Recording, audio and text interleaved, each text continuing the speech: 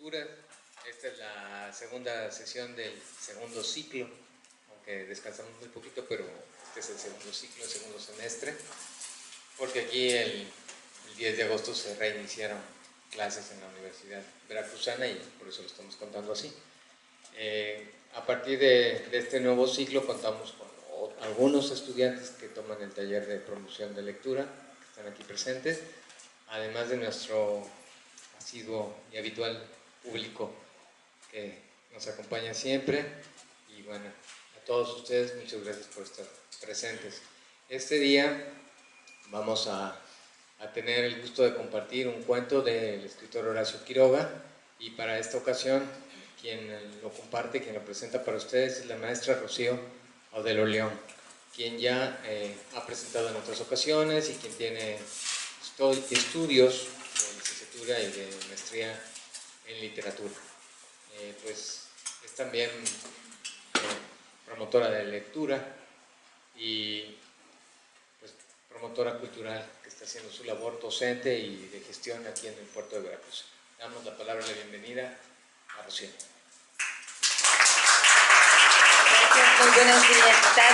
Muy buenas tardes a todos, amables por estar aquí. Bueno, vamos a conocer un poquito de un escritor que ha trascendido en nuestra literatura y que siempre que hablamos de Horacio Quiroga esperamos algo, una tragedia, algo inesperado sobre todo.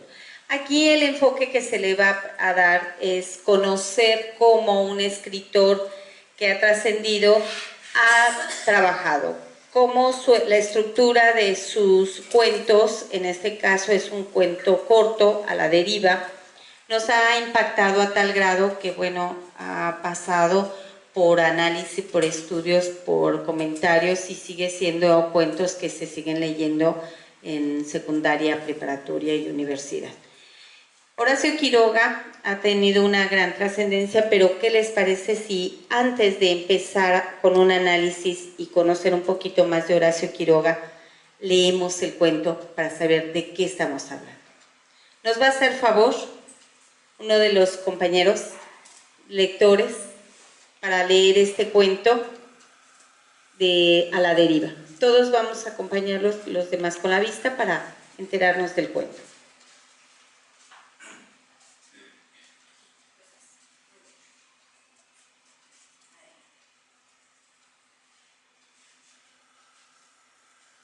Buenas tardes a todos.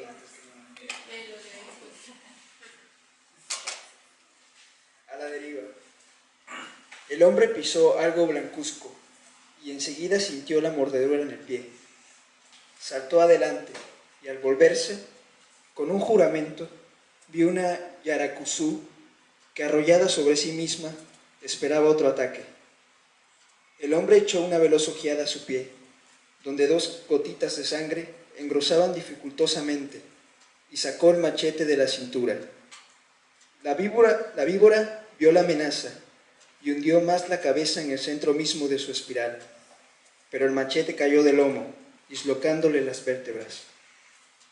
El hombre se bajó hasta la mordedura, quitó las gotitas de sangre y durante un instante contempló. Un dolor agudo nacía de los 2 puntitos violeta y comenzaba a invadir todo el pie. Apresuradamente se ligó el tobillo con su pañuelo y siguió por la picada hacia su rancho. El dolor en el pie aumentaba, con sensación de tirante abultamiento, y de pronto el hombre sintió 2 o 3 fulgurantes puntadas que, como relámpagos, habían irradiado desde la herida hasta la mitad de la pantorrilla. Movía la pierna con dificultad. Una metálica sequedad de garganta, seguida de sed quemante, le arrancó un nuevo juramento. Llegó por fin al rancho y se echó de brazos sobre la rueda de un trapiche. Los 2 puntitos violeta desaparecían ahora en la monstruosa hinchazón del pie entero. La piel parecía adelgazada y a punto de ceder, de tensa. Quiso llamar a su mujer, y la voz se quebró en un ronco arrastre de garganta reseca. La sed lo devoraba. «¡Dorotea!», alcanzó a lanzar en un estertor. «¡Dame caña!». Su mujer corrió con un vaso lleno, que el hombre sorbió en 3 tragos. pero no había sentido gusto alguno. «Te pedí caña, no agua», rugió de nuevo. «Dame caña». «Pero es caña, Paulino», protestó la mujer, espantada. «No, me diste agua. Quiero caña, te digo». La mujer corrió otra vez, volviendo con la damajuana. El hombre tragó uno tras otro 2 vasos, pero no sintió nada en la garganta. «Bueno, esto se pone feo», murmuró entonces, mirando su pie, lívido y ya con lustre gangrenoso. Sobre la honda ligadura del pañuelo, la carne desbordaba como una monstruosa morcilla. Los dolores fulgurantes se sucedían en continuos relampagueos y llegaban ahora a la ingle. La atroz sequedad de garganta, que el aliento parecía caldear más, aumentaba a la par. Cuando pretendió incorporarse, un fulminante vómito lo mantuvo medio minuto, con la frente apoyada en la rueda de madera. Pero el hombre no quería morir, y descendiendo hasta la costa, subió a su canoa. Sentóse en la popa y comenzó a palear hasta el centro del Paraná. Allí la corriente del río, que en las inmediaciones del Iguazú corre 6 millas, lo llevaría antes de 5 horas a Tacurupacú.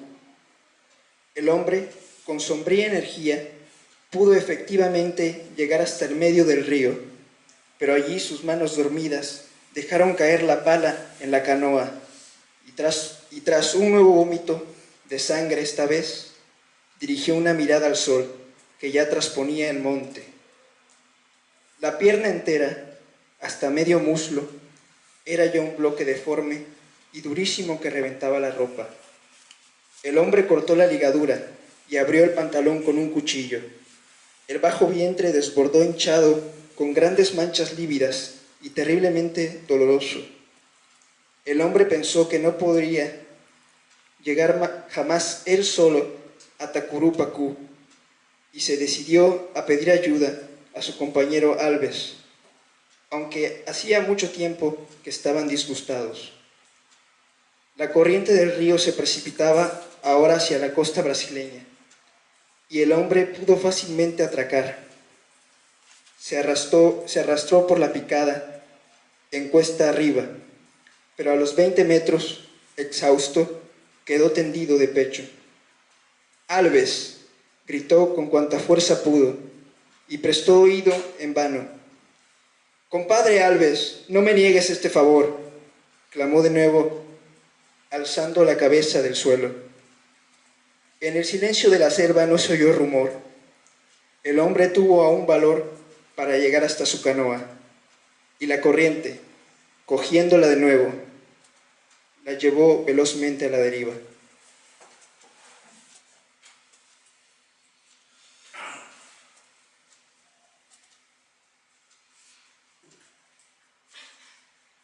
El Paraná corre allí en el fondo de una inmensa olla, cuyas paredes altas de 100 metros encajonan fúnebre ante el río. Desde las orillas, bordeadas de negros bloques del basalto, asciende el bosque, negro también.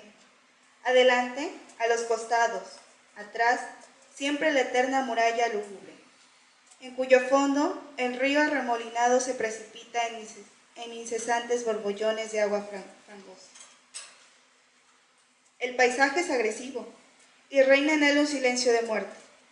Al atardecer, sin embargo, su belleza sombría y calma cobran una majestad única.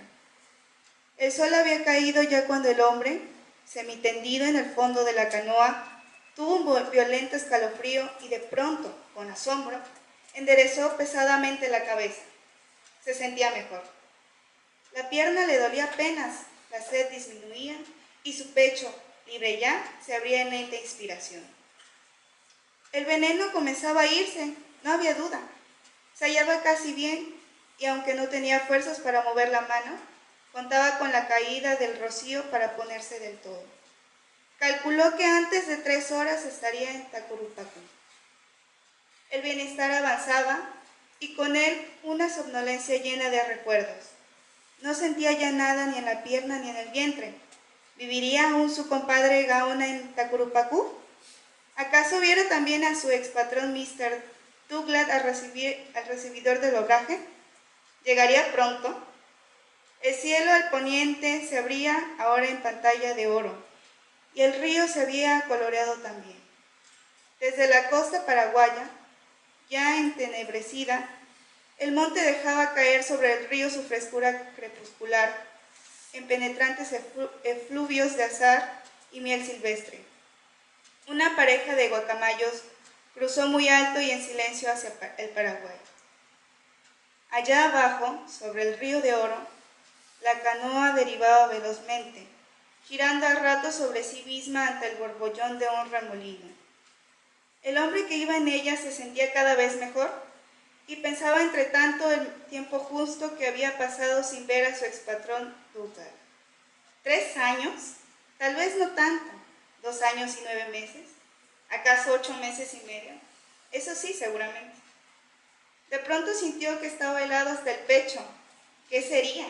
Y la respiración. Al recibidor de maderas de Mr. Douglas, Lorenzo Cubilla lo había conocido en Puerto Esperanza un viernes antes. ¿Viernes? Sí, o jueves. El hombre estiró lentamente los dedos de la mano. Un jueves. Y cesó de respirar.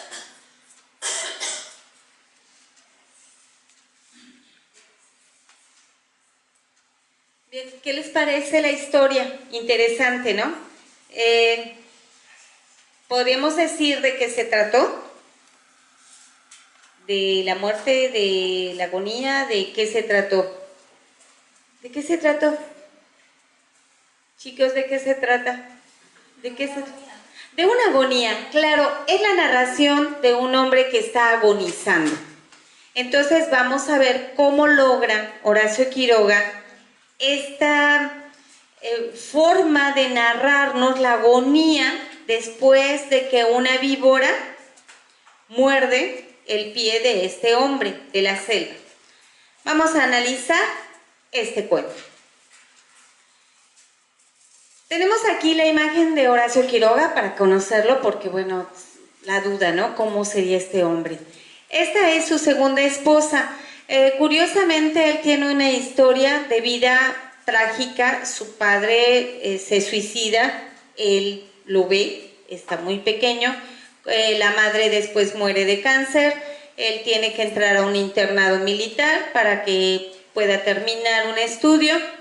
Y en este internado, ya cuando él termina, un amigo lleva una pistola, un arma, y por estar jugando los dos, el arma pues se dispara y muere el amigo. Y entonces él, en lo que surgen las investigaciones, entra un periodo muy corto a la cárcel. Y bueno, sale libre porque se supo que era un accidente. Después de esto, bueno, él conoce a una joven. Él se dedica por esta depresión tan fuerte al periodismo y bueno, es un hombre aislado, no tiene mucha convivencia, pero una joven se acerca con mucho ánimo a él, conviven, tienen una hija y resulta que él es un hombre tan depresivo que ella entra en depresión y se suicida. Él continúa su vida, esta hija crece y resulta que tiene una amiga de la misma edad y bueno, ella va a ser su segunda esposa. La amiga de la hija le da 2 hijos más, entonces él ya tiene otra descendencia y bueno, está muy feliz, pero él tiene depresiones continuamente y siempre se le va a ver solo, aunque tiene ya su grupo de amigos, ¿no? Dentro de esto podemos decir de su nacimiento en 1878, es uruguayo, fallece en 1937 en Argentina por cáncer, tiene cáncer, no es grande, a una temprana edad yo considero, no es tanto, pero él decide al tener cáncer, al detectarle, pues suicidarse, no esperar, ¿no? La nacionalidad uruguaya, escritor, bueno, él nunca tiene otro seudónimo más que Horacio Quiroga. ¿Por qué? Porque tiene 3 nombres. Género, cuentista, dramaturgo, poeta, y él le dan el reconocimiento de que pertenece a los grupos naturalistas y modernistas de la época. Este es el grupo de escritores que convive con él. Tenemos a Baldomero Hernández, tenemos a varios escritores de la época, pero siempre él es muy aislado. No tiene una convivencia tan armoniosa ni social tan fuerte con los escritores de su época.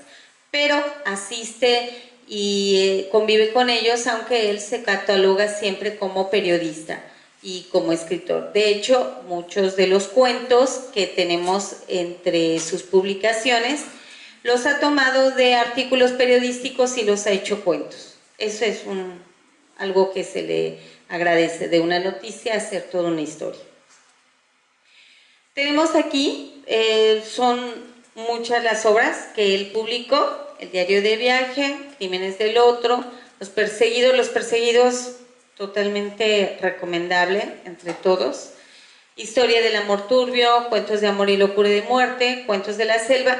Algunos estábamos comentando que el cuento A la deriva los incluyó en una temporada en los Cuentos de la selva, en otros ya los consideran en los Cuentos de amor. A veces son las editoriales quienes deciden la clasificación, aunque a veces no pertenezca a ese grupo de cuentos que él decide, ¿no?, en un momento.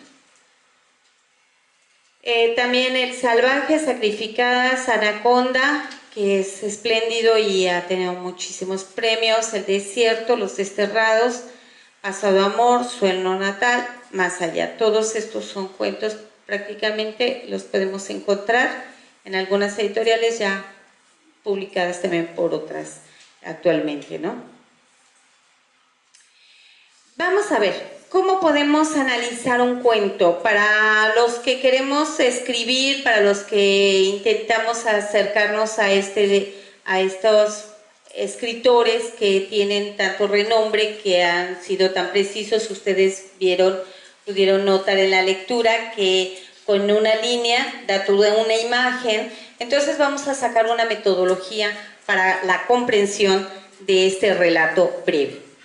Primero, vamos a tomarlo desde varios puntos. El primero es un orden cronológico y progresivo. Este paso para tomar la metodología. La comprensión del texto. Esto fue muy importante. Mi pregunta es, ¿comprendieron todas las palabras?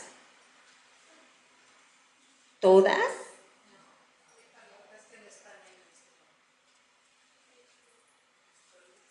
Muy bien, entonces veamos. Requiere de una cuidadosa y atenta lectura. Este cuento tan breve realmente es muy delicado, hay que leerlo con diccionario. La aprehensión del sentido de texto nos las va a dar las palabras que no comprendemos. De ahí viene el sentido, ¿qué quiere decir? Si no comprendimos la palabra, a lo mejor tenemos otra imagen diferente de lo que el autor fue su intención comunicativa. De la retención suficiente de datos para poder juzgar escenas y reacciones en los personajes. Vamos a ver cómo funciona esto. Primero, la propuesta es hacer una lectura en silencio del texto completo. Ya la hicimos. ¿Se entienden las palabras? Bueno, un buen lector simultáneamente lee, cuestiona y logra respuestas al mismo texto. Si obtienes dudas, debemos señalarlas. ¿Supieron todos que era una yaracazú? Una serpiente, un tipo de serpiente, muy bien. Es conveniente enumerar los párrafos del cuento para que tenga una vista de cotejo. Siempre y cuando ustedes empiecen el análisis de un cuento, quieran saber de qué se trata, sepárenlo por párrafos. Los párrafos te van a dar toda la información. Eso es número 1, ¿no? Aquí no lo saltamos, pero eso siempre es recomendable, hacer esta división por párrafos.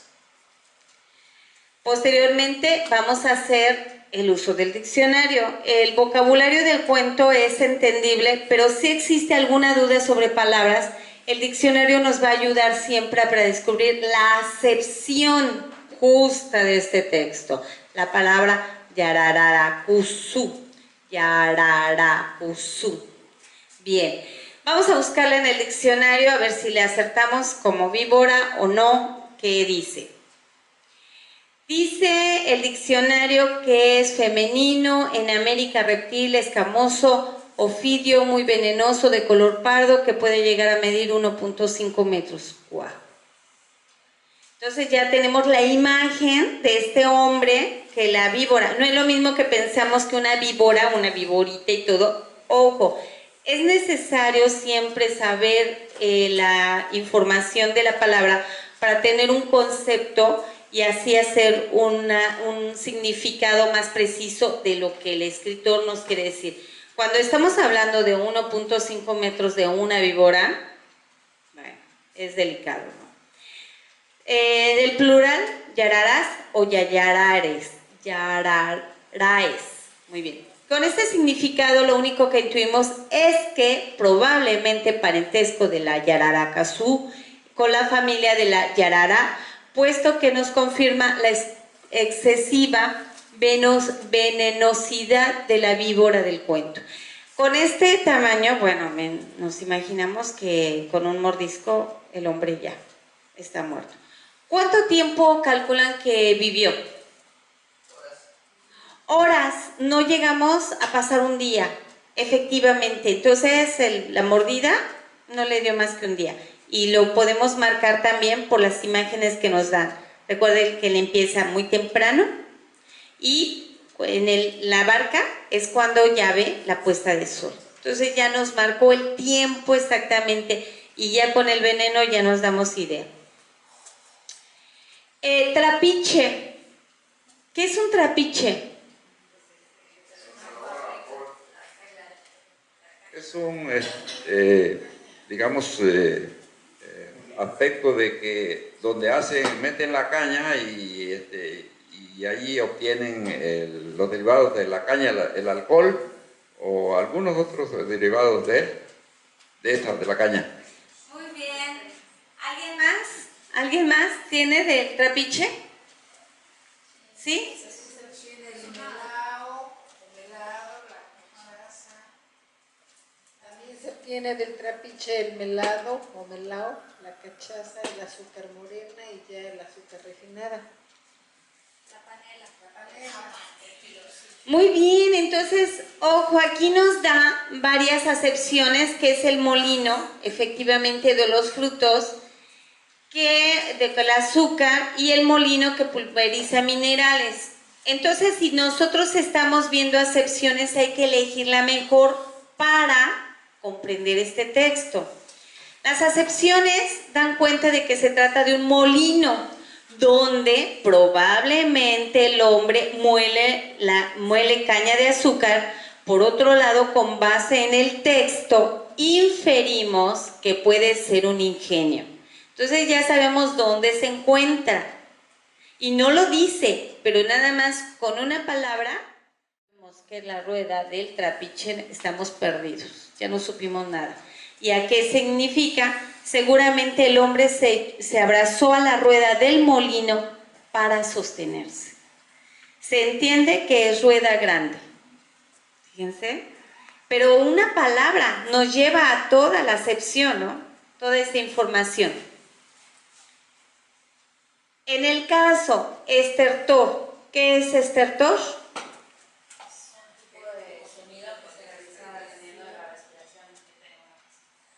Muy bien, entonces, pero Como un ronquido, ¿no? Es como un ronquido.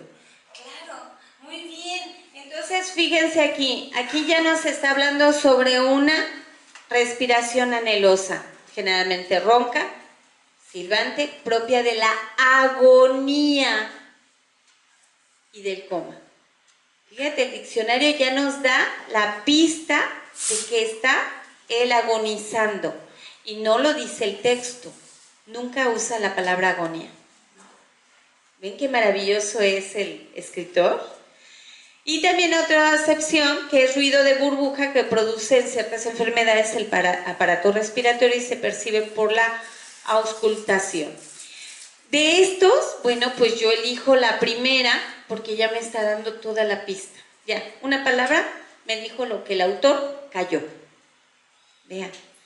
Se ajusta y conviene la primera acepción que descubre el sentido que le imprime el escritor a esta palabra. Punto. Por eso es muy importante conocer todas las palabras, por simples y sencillas que un texto las presente, hay que conocer el significado. Takuru Paku, que es un pueblo. ¿De dónde? De Paraguay. Muy bien, entonces ya nos dicen en dónde, que es una villa, un pueblo, un barrio, muy bien, ya da. La explicación se amplía cuando describe que pertenece al Río de la Plata. Nos da la descripción, nos dice, se encuentra, no. Simplemente con el nombre, nosotros investigamos de dónde es, toda la información se descubre. El cuento se desarrolla en algún lugar de gran estuario, formado por los ríos Paraná y Paraguay. Perfecto. Esto ayuda a la interpretación definitiva. Vale. No están en el estuario, porque, o sea, habla de la orilla paraguaya y la brasileña, o sea, están más arriba, cuando todavía no se juntan los ríos. Los ríos, si los tres se juntan, el Uruguay, el Paraguay y el Paraná, se juntan y forman el gran estuario del Río de la Plata.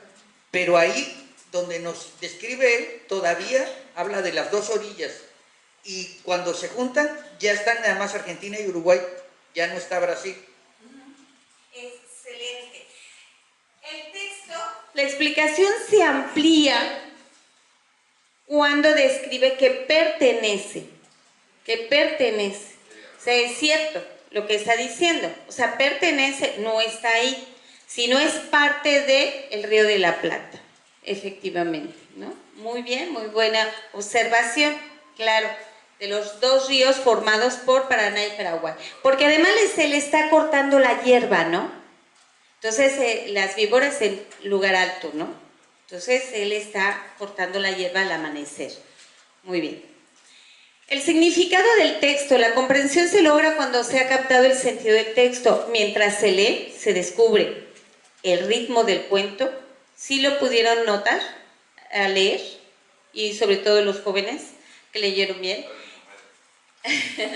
El propósito del autor, la idea que se repite marcando el ritmo, las palabras significativas que traslucen los sentimientos del autor y la pregunta, ¿qué plantea el cuento? ¿Cuál es la intención comunicativa de este cuento? ¿Cuál es lo que quiere el autor que conozcamos de esta parte a la deriva? Para ver el significado inferido, ahora vienen las preguntas. ¿Qué creen ustedes que significa 2 gotitas de sangre? Porque lo dice muy claro. Están saliendo 2 gotitas de sangre. Perfecto. 2 gotitas de sangre, 2 puntitos violeta. Son sus colmillos del animal donde él muerde. Donde muerde el animal, toda víbora tiene sus colmillos, los entierra en dos secciones. Entonces ahí en cada punto sale la gota de sangre. Eso es lo que da a entender al autor. Muy bien. ¿Y violeta?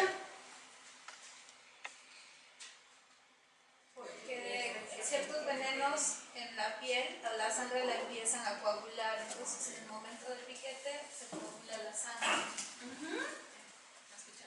En el momento que pica una víbora, ciertas víboras, de acuerdo al veneno, en el momento en que pica y esa sangre que queda alrededor del punto o en el punto se empieza a coagular, entonces se pone morado la parte de la piel.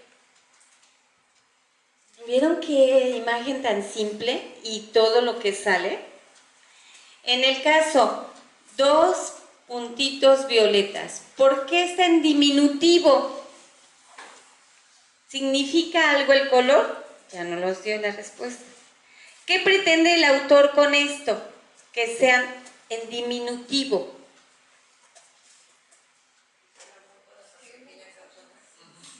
Claro, a ver, porque una cosa tan pequeña como son los 2 puntitos va a causar la muerte. ¿No? Muy bien. ¿Alguna otra opinión? ¿No? De pronto el hombre sintió 2 o 3 fulgurantes puntaditas que como relámpagos había irradiado desde la herida hasta la mitad de la pantorrilla. ¿A qué se refiere el autor con esa expresión? ¿Qué significa? De pronto el hombre sintió 2 o 3 fulgurantes puntadas que como relámpagos. Que yo digo que el veneno empezó a correr por la sangre de sus venas. ¿Alguien tiene alguna imagen diferente, algún comentario? ¿No? Muy bien, claro. Las 2 puntadas como relámpagos.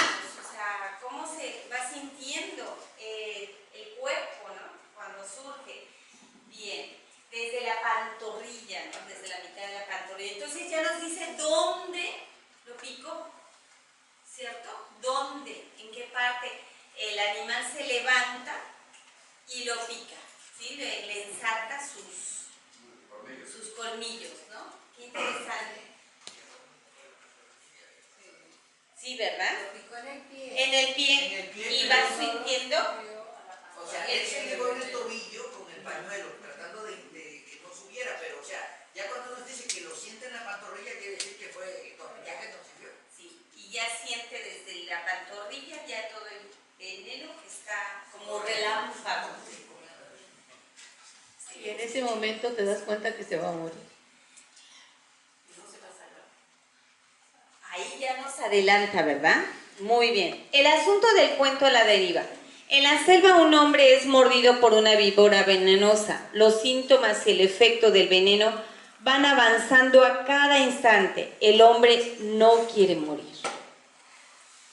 Carece de medios eficaces para contrarrestarlos. Su único recurso es ir a la ciudad, que está a 5 horas de ahí.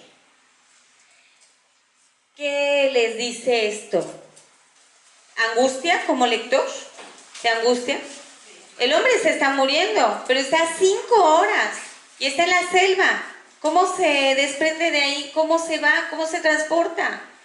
Y estamos hablando exactamente de ríos, de selva, de lugares que es muy difícil el trayecto. Entonces, ya como lector me causa angustia. Fíjate. El escritor me está causando una angustia acerca del personaje, cómo va a ser, porque además no se quiere morir el hombre, o sea, no es un hombre negativo, ¿no? Y luego que va solo.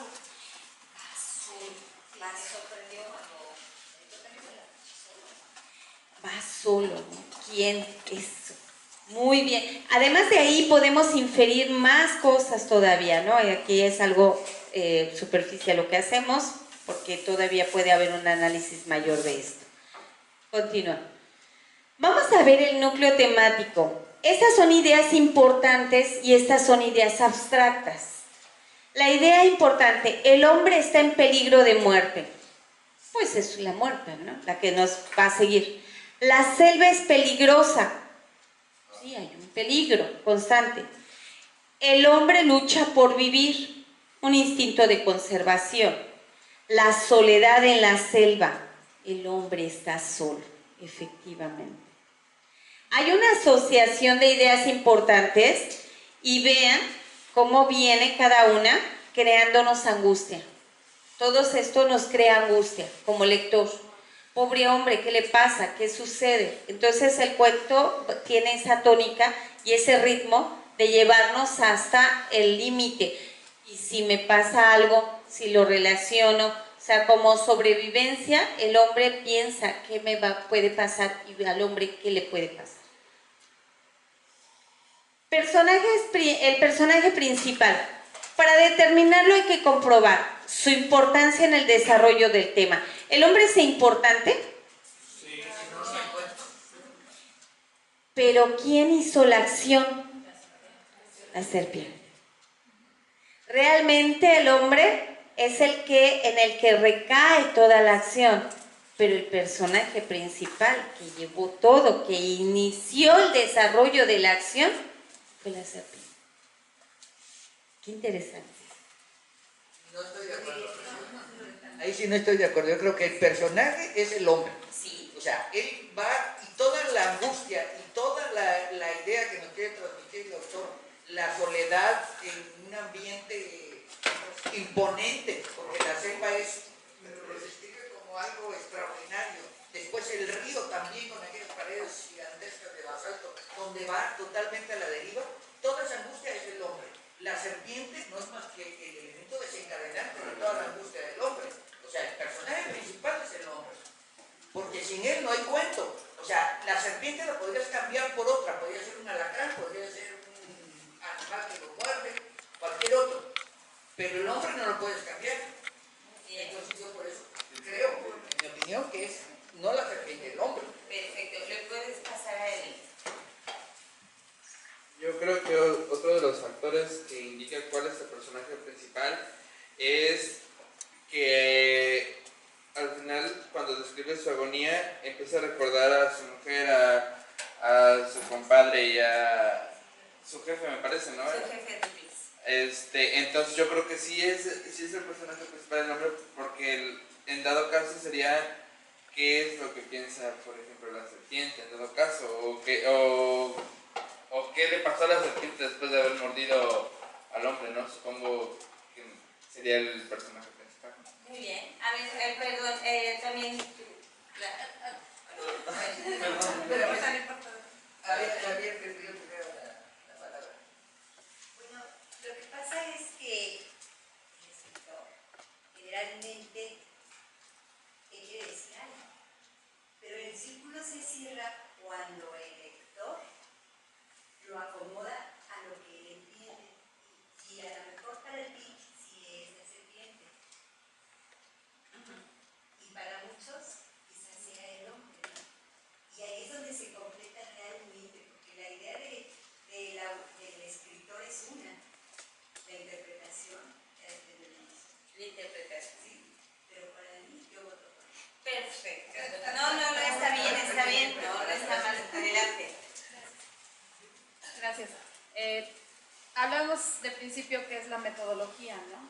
Dentro de una metodología ingresas preguntas. Entonces, yo creo que de inicio yo preguntaría, ¿de quién hablo? ¿O de qué hablo? ¿No? En ese caso, ¿de quién hablo? Del cortador, del hombre, ¿no? Para mí la víbora o la serpiente viene a ser el efecto secundario. O sea, ¿por qué? Porque de inicio él está cortando y aparece el animal, ¿no? Lógicamente, o sea, el animal se espanta o lo ve y lo muerde. Entonces yo iniciaría hablando, insisto, de una metodología a partir de ello, ¿no? Porque sabemos que en cuentos hay personajes principales y secundarios. Entonces, bueno, esa sería mi opción. Perfecto. Sí, la pregunta es cuál es el elemento principal, ¿no? Es la soledad, es la muerte en soledad. No, de hecho, sí. Bien. Gracias. Sí, el desarrollo lo lleva el personaje, el hombre lo lleva, pero el detonante que va a funcionar como personaje es la serpiente. El hombre podemos decir toda su rutina del día, muy bien, no hay problema, y es el hombre. Pero aquí el detonante para que pase el hombre a ser el personaje principal y que se desarrolle toda la historia a partir de un detonante es la serpiente. Y estoy de acuerdo con su punto de vista, todo es válido, pero vamos a quedar de acuerdo a esto como un detonante que nos hace ver qué angustia, la soledad, la desesperación y la agonía del hombre, porque estamos hablando de toda la agonía, ya quedamos de acuerdo al principio. Y aquí el detonante viene siendo la serpiente como personaje que detona toda una historia. ¿De quién? Pues del hombre. Entonces vamos a conocer el hombre por medio de este detonante que es ella, ¿no? Muy bien. Ahora, la importancia en el desarrollo del tema. La constante aparición en el relato. Aparecen varias cosas, varios elementos y todo caemos. Muerte, soledad, muerte, aislamiento, desesperación, falta de ayuda, que quiere tomar aguardiente, caña, que es el aguardiente, y él siente que es agua. ¿Por qué sentirá que es agua y no la caña que le está dando su mujer?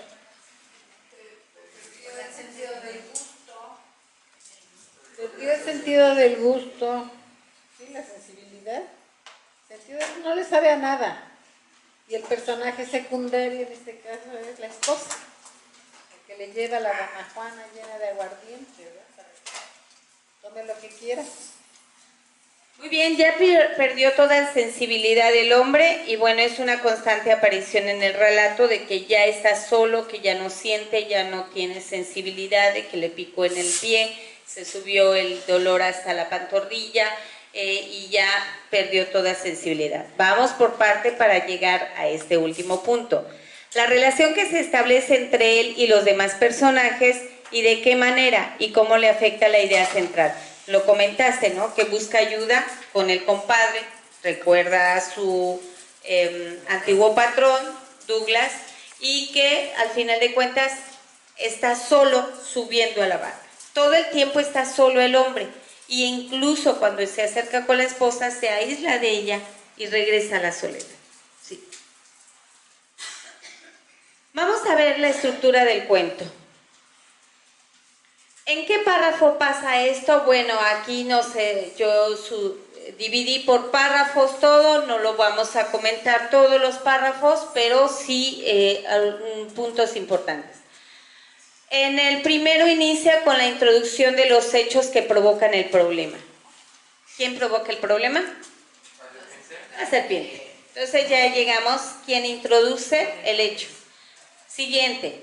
Comienza el conflicto y termina la introducción. Vean cómo por párrafos podemos saber cómo se va desarrollando. 3. El conflicto queda definido, se inicia el mundo se inicia el nudo que termina en el párrafo 13. Las acciones se suceden con rapidez hasta llegar al clímax, el final del párrafo 13. Fíjense bien cómo inicia en el párrafo 3 hasta el 13 todo el clímax. ¿Cuántos párrafos utiliza el escritor para darnos toda esta sensación de angustia, toda la desesperación, todo? ¿Cómo lo utiliza? Fíjate, 10 párrafos. Sí, es grande esta angustia. Y después, en el párrafo 14, es un párrafo que cumple con la función de dividir el cuento en dos partes. Aquí nos separa el cuento. ¿Cómo que lo va a separar? Bueno, se inicia el desenlace con la alucinación que sufre el personaje. ¿Cuál es la alucinación? Que va con su mujer. Bueno, que su mujer lo ayuda y después su compadre. Su compadre, que va con su compadre, ¿le daría tiempo de ir con el compadre si él está lastimado? ¿Es alucinación? Sí. Claro. En el párrafo 12, en donde esta continuidad es cortada por una ligera interrupción para terminar un poco después. ¿Cuál es la interrupción que se presenta en el cuento? ¿Recuerdan cuál es la interrupción? No es cuando él dice de su ex jefe, que empieza a decir cuándo lo vi, cuándo no lo vi. Cambia todo, está diciendo de la angustia, del dolor que ya pasa, que va a ir al río a tomar todo, y de repente cambia con el jefe, que se acuerda que, o sea, nos cambia, punto y aparte. Esto es una inclusión dentro de un relato, cosa rara, pero le funcionó a Horacio Quiroga, funciona. Eso es muy difícil de hacer realmente como escritor, pero bueno, a él sí le funciona. Y en el párrafo 22, el desenlace es lento y pausado. Punto. Termina con algo lento. ¿Cómo termina? ¿Cómo termina? Si lo vio con hace meses, 2 meses, 1 año, se va disminuyendo el tiempo. Como que va perdiendo pues la coherencia de sus pensamientos, ¿no? Porque ya no tiene ideas de sus recuerdos, ¿no? Como que ya no lo tiene concreto. ¿Y algo más? E incluso, ¿recuerdan ustedes qué dice del horizonte? Que ya se va metiendo el sol. Ya va atardeciendo cuando va, según él, en la balsa, en el río. Ya se va atardeciendo. Entonces, el desenlace viene siendo lento y pausado. Cuando ya no siente nada, dice que se siente siente mejor, que ya el veneno está pasando su efecto, que dentro de poco se va a poder levantar y todo. ¿Qué destreza de un cuento que tal vez ustedes al principio lo vieron ahí sencillo, un señor lo muerde la víbora y se muere, ¿no? Esta es una destreza, entró en su estructura para lograr esto. Este escritor que, bueno, ha trascendido, ¿no? Impresionante. En el relato los hechos se encadenan con precisión lógica, marcados por el tiempo, lo que estuvimos hablando de un día, claro. El ahora indica el instante y señala los síntomas y el lugar hasta donde ha avanzado el mal.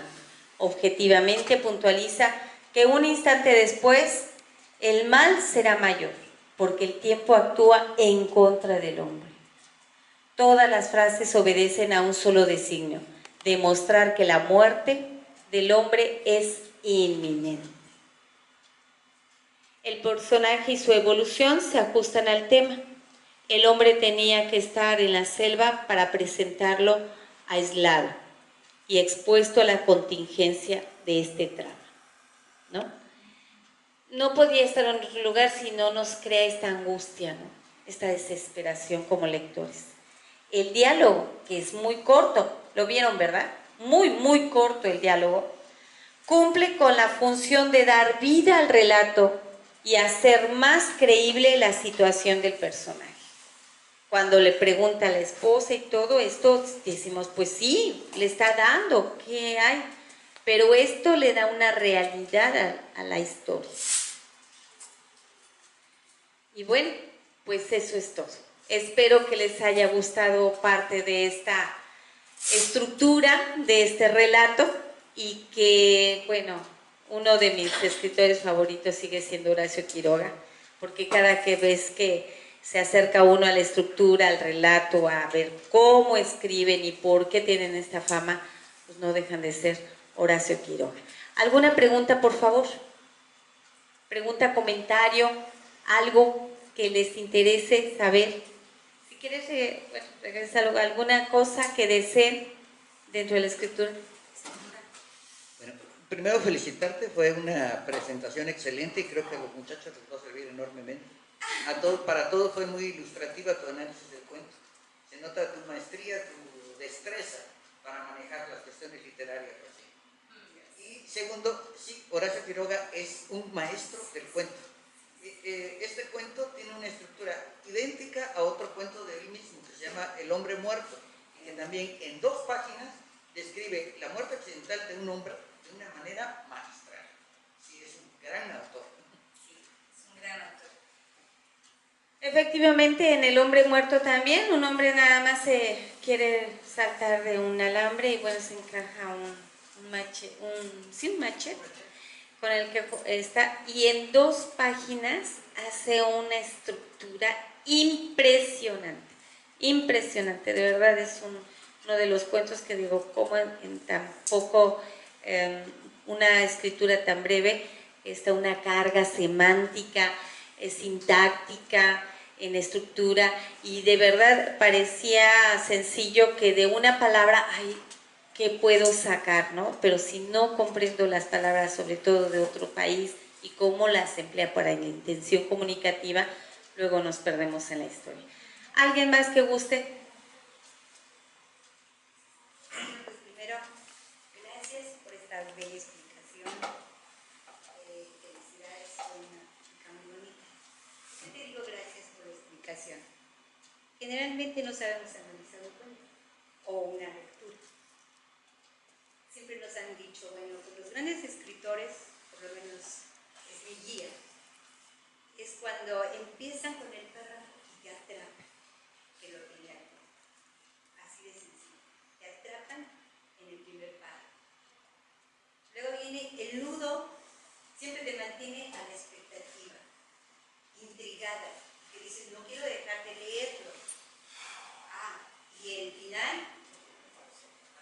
es impactante. Esa, digamos, es la temática de cómo yo analizo el cuento. Para mí cumple todo el cuento que acaba de hacer el señor Quiroga. Pero la forma en que lo estás analizando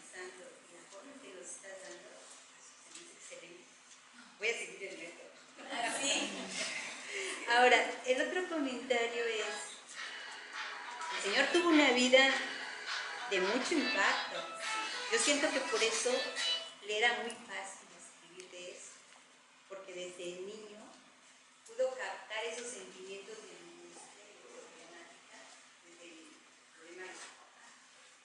O sea, y además qué valor o qué cobardía en su instancia. Fue un hombre que yo creo que traía mucho de sí como para reflejar los escritos. Gracias. Muchas gracias. ¿Alguien más? ¿Algún comentario que les interese? Sí, claro.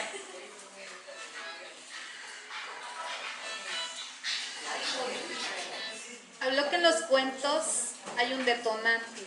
¿Este detonante es en todos los cuentos o en algunos solos? O sea, si uno busca el detonante, ya encontró uno lo que el autor quiso expresar o lo que se quiso decir en ese cuento realmente, ¿o qué pasa? O sea, me quedó la duda porque digo, bueno, estos son cuentos de historia o de tiempos, ahora sí, lejanos, por llamarlo así. En los cuentos modernos, voy a poner, lo ubico por los niños, porque tengo niños, sobrinos, entonces, ¿cómo hacerle entender a un niño?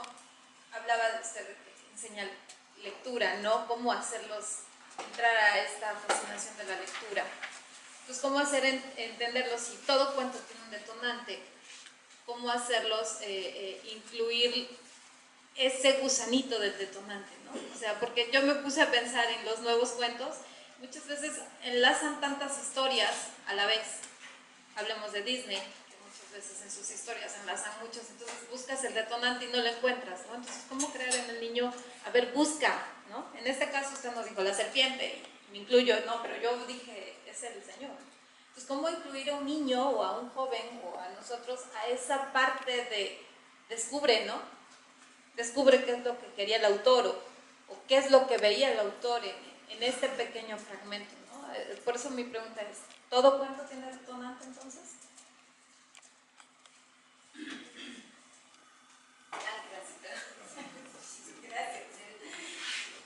Generalmente sí. Generalmente sí. Hay detonantes visuales que podemos decir tangibles, aquí en este caso la víbora, en el que hacía referencia del hombre muerto al cuchillo, es el detonante, un machete, un caballo. Sí hay detonantes. En muchas ocasiones hay que percibirlos, porque también los detonantes a veces son sentimientos. En la literatura actual están manejando eso, la sensibilidad y la reflexión. Entonces también me he encontrado cuentos que pasan la historia de la niña y el papá, la niña cree que el papá es el simio y que la acompaña, la lleva al circo y todo. Entonces, ¿cuál es el detonante? La soledad.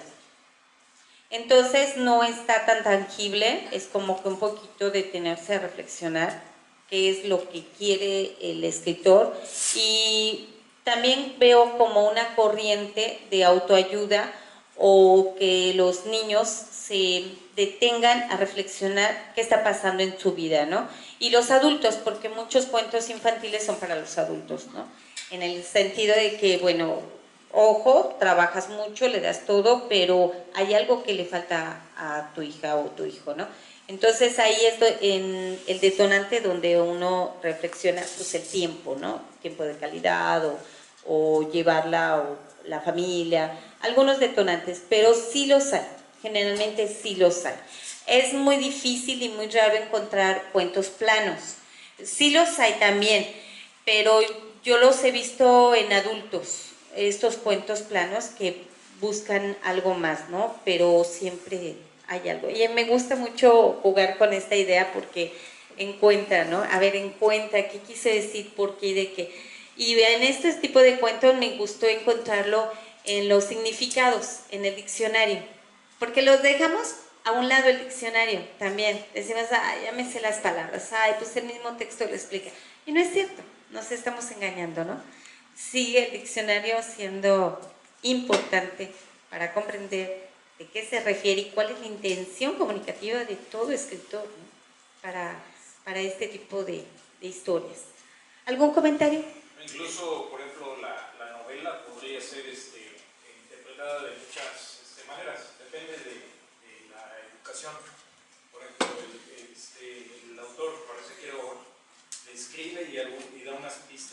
ambiente de dónde se está desarrollando, porque dicen el río urbano, la selva.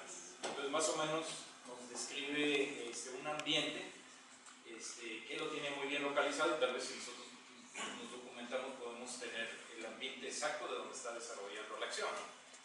Pero para algunos lectores que no queremos llegar a detalle, pues tal vez dependiendo de nuestra educación ponemos un ambiente totalmente diferente y cada quien va a obtener una interpretación del ambiente dependiendo de su educación y hasta dónde quiso llegar a investigar.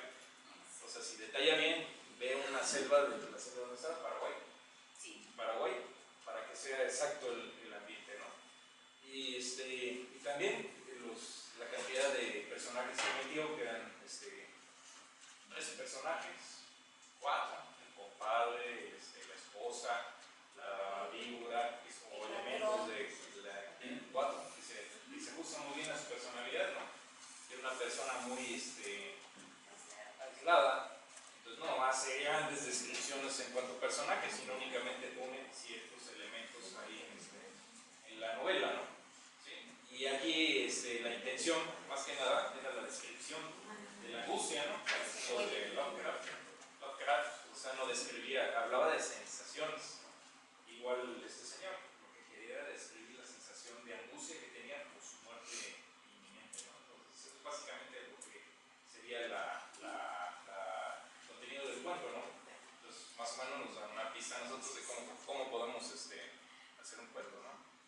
Cómo poner un ambiente, poner nuestros personajes y ponerlos a trabajar con alguna clase de método.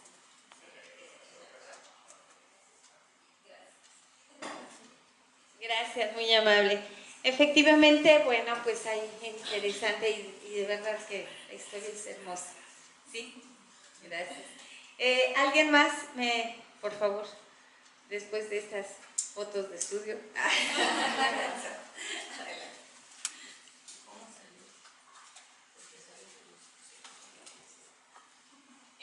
Bueno, también quería comentar algo que, bueno, no lo escuché, que yo entendí el título, bueno, creo que no fue tocado ese tema, y pues a mí me pareció que su sentido lo encuentra al final, cuando describe que ya deja de sentir dolor, entonces su mente como que vaga. Entonces a mí ahí me da el significado del título, y además escuchando parte de la biografía de este señor, también me da como la impresión de que era como un deseo oculto, ¿no? Como que a pesar de que en su vida tenía como era depresivo y tenía como muchas cosas en la cabeza y lo transportaba a sus cuentos o a sus escritos en general. Me da la impresión que además quiere expresar como esa sensación de que puede haber o puede encontrarse eso, ¿no? Incluso en la situación más desesperada. Cierto. Sí, una cosa es el título y otra cosa es el tema. Aquí, recuerden que Horacio Quiroga es muy inteligente y nos pone trampas, yo siento. Todos los escritores son tramposillos y hay que descubrir por qué. En este aspecto de la trampa es que el título, a la deriva, ¿a qué se refiere? Exactamente, su vida, su muerte, su qué. Y el tema de la agonía, el tema de la soledad, también, ¿a qué se refiere? A veces tiene relación, a veces hay una concatenación de temas, subtemas, que nos llevan a este término, la deriva, ¿no? Y muy acertado lo dijiste. De hecho, hay muchos aspectos que no se los di, porque esto es más largo, más extenso, falta la semántica, falta parte más sintáctica, ¿no? Hay una gran estructura que todavía se le puede sacar a este cuento, ¿no? Incluso del tema, donde hay una relación del tema a lo que él está explicando en algunos párrafos. Sí está esto muy marcado. Pero bueno, la idea es que tengamos una visión en general, ¿no? De este cuento para que ustedes pues ya se acerquen, intenten hacerlo con algún otro cuento. Y la invitación es con el cuento del hombre muerto, sería muy buen ejercicio. Yo los invito a hacer. pues aquí nos ha demostrado una cosa, que tomar un libro, leerlo, es la idea de un museo o de un escritor. Lo demás es cuenta de lector. Todo lo demás es el análisis, el porqué, el leer entre líneas y todo, la forma en que lo percibes y todo, es cuenta de esto, parte de esto. ¿Verdad? Sí, claro. Bueno, y aquí saber, ¿no? Las estructuras semánticas sintácticas. Bueno, yo quiero agradecerte la propuesta didáctica que le das a, pues, cómo entender y cómo manejar un cuento, ¿no? Porque verdaderamente, no sé, tal vez yo no he llegado a ese campo, a pesar de manejar el campo didáctico, no lo había visto de esa forma. Es decir, es una enseñanza que nosotros podemos valorar para otras interpretaciones, ¿verdad? Y sobre todo, lo importante aquí, cómo hacerle, digamos, llevar hacia la comprensión de algo hasta este nivel pues a un adolescente o a un niño o a un adolescente, ¿no? Que apenas empieza a tratar de saber cómo valorar y pues así analizar realmente los aspectos de un cuento. La propuesta didáctica me pareció interesante y bueno, yo te quiero felicitar por ello. Sí, la intención fue el título, pero recuerden que venía una propuesta didáctica, ¿no? Ir llevándolo, ¿no? Cómo se puede hacer un análisis, no más superficial, pero sí hay poco material que les di. Si alguien se interesa mucho para otra sesión. Muchas gracias. ¿Alguien más? ¿Algún comentario?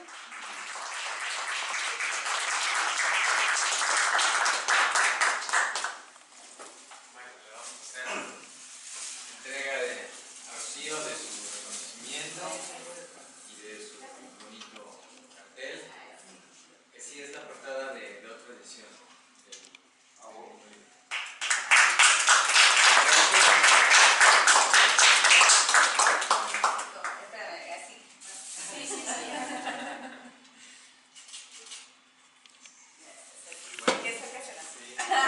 No, muchas gracias a todos, de verdad, muy amables.